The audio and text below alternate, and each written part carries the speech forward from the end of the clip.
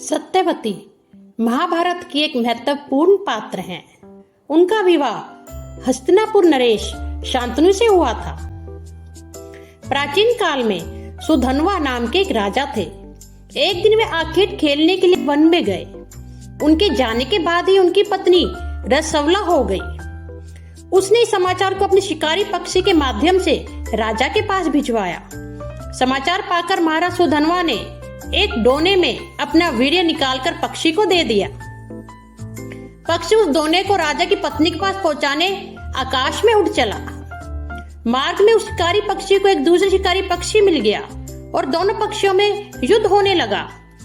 युद्ध के दौरान वह डोना पक्षी के पंजे से छूटकर यमुना में जा गिरा। यमुना में ब्रह्मा के श्राप से मछली बनी एक अप्सरा थी। वह उस वीर्य को निगल गई और उसके प्रभाव से वह गर्भवती हो गई। गर्भ पूर्ण होने पर एक निषाद ने उस मछली को अपने जाल में फंसा लिया। निषाद ने जब मछली को चीरा तो उसके पेट से एक बालक तथा एक बालिका निकली। निषाद उन शीशों को लेकर महाराज सुधन्वा के पास गया। महाराजा सुधन्वा के पुत्र न होने कारण उन्होंने बालक को अपने पास रख लिया, जिसका नाम मत्स्य राज हुआ। बालिका निषाद के पास ही रह गई। उसका नाम मत्स्य गंधा रखा गया, क्योंकि उसके अंगों से मछली की गंध निकलती थी। उसी कन्या को सत्यवती के नाम से जाना जाता है। बड़ी होने पर वह नाव खेने का कार्य करने लगी।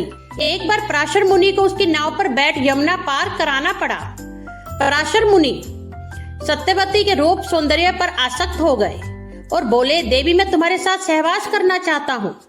सत्यवती ने कहा, मुनिवर आप ब्रह्म ज्ञानी हैं और मैं निषाद कन्या, हमारा सहवास संभव नहीं है। मैं कुंवारी हूँ, मेरे पिता क्या कहेंगे। पराशर मुनि बोले, बालिके तुम चिंता मत करो, प्रसूति होने पर भी तुम कुंवारी ही रहोगी। पराशर ने फिर मांग की तो सत्यवती बोली कि मेरे शरीर से मछली की दुर्गंध निकलती है।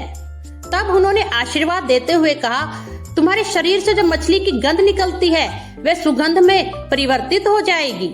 इतना कहकर उन्होंने अपने योग बल से चारों ओर घने कोहरे का जाल रच दिया ताकि कोई उन्हें देख न सके। इस प्रकार पराशर व सत्यवती में प्रणय संबंध स्थापित हुआ।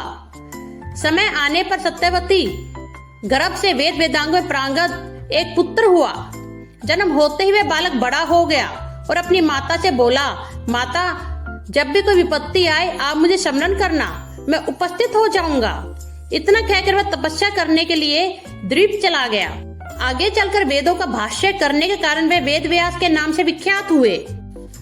बहुत से पुरुष सत्यवती से विवाह करना चाहते थे, लेकिन वह केवल एक ही राजा से विवाह करना चाहती थी। एक राजा शांतनु उसकी सुंदरता पर मुग्ध हो गए। वह उनसे विवाह करने के लिए तैयार हो गई, बशर्त उसका बेटा उनके राज्य का उत्तराधिकारी हो। इस बात के लिए शांतनु सहमत नहीं हुए, क्योंकि उनके पहले विवाह गंगा से उनका एक पुत्र था। लेकिन उस पुत्र ने अपने पिता की खुशी के लिए राजगद्दी पर से अपने अधिकार को छोड़ दिया और कभी विवाह न करने की प्रतिज्ञा भी की, ताकि उसके बच्चे सत्यवती के बच्चों को कभी किसी तरह चुनौती न दे सके। इस प्रतिज्ञा के लिए उन्हें भीष्म के रूप में जाने लगा। राम और भीष्म दोनों आज्ञाकारी पुत्र हैं, लेकिन दोनों का समान रूप से सम्मान नहीं दिया जाता है। राम को भगवान के रूप में पूजा जाता है, जबकि भीष्म को कृष्ण युद्ध के मैदान में ले जाते हैं। ऐसा इसलिए क्योंकि राम की आज्ञाकारिता धर्म का उल्लंघन नहीं करती है, वरन वह राज परिवार की अखंडता को उस समय दृढ़ करती है जब उनके पिता राजा के वचन का पालन किया जाता है। भीष्म की आज्ञाकारिता धर्म का उल्लंघन करती है, क्योंकि वह राज्य की स्थिरता की कीमत पर अपने पिता राजा की शारीरिक इच्छा को पूरा करती है। धन्यवाद।